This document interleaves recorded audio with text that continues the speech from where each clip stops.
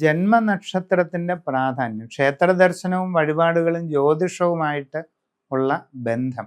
ഭാരതീയ സങ്കല്പങ്ങളിൽ അസ്റ്ററിസം അഥവാ ജന്മനക്ഷത്രം എന്ന് പറയുന്നത് വളരെ പ്രധാനമാണ്, പ്രത്യേകിച്ച് ദക്ഷിണേന്ത്യയിൽ.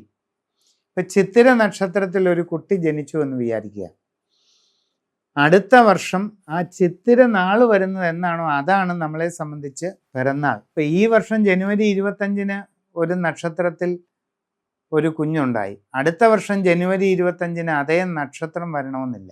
ഭൂമിക്ക് ചുറ്റുമുള്ള അന്തരീക്ഷ മണ്ഡലത്തെ 13.25 ഡിഗ്രി ദൂരത്തിൽ വിഭജിച്ച് കഴിയുമ്പോൾ ഓരോ 13.25 ഡിഗ്രി ദൂരത്തിൽ 27 ഖണ്ഡങ്ങളാണ് വിഭജനം നടക്കുന്നത്.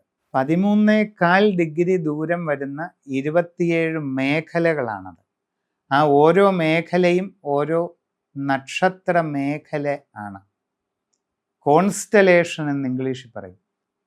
ഈ ഒരു നക്ഷത്ര മേഖലയിലൂടെ ചന്ദ്രൻ കടന്നു പോകുന്ന കാലമാണ് ഒരു നക്ഷത്രം. ആകാശത്തിൽ ഒരു പ്രത്യേക പോയിന്റ് തൊട്ട് 13.25 ഡിഗ്രി വരുന്ന ദൂരത്തിൽ ഒരു നക്ഷത്ര കൂട്ടം കാണപ്പെടുന്ന ഏരിയ, ഇപ്പം അശ്വതി നക്ഷത്ര കൂട്ടം കാണപ്പെടുന്ന ഏരിയ അശ്വതി നാൾ.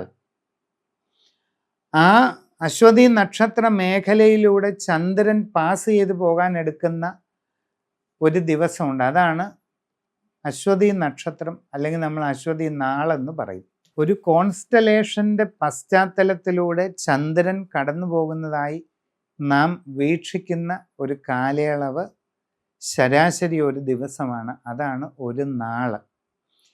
ഒരു കോൺസ്റ്റലേഷൻ അഥവാ ഒരു നക്ഷത്ര മേഖലയുടെ പശ്ചാത്തലത്തിലൂടെ സൂര്യൻ കടന്നു പോകുന്നതായി നാം വീക്ഷിക്കുന്ന ഒരു കാലയളവുണ്ട്.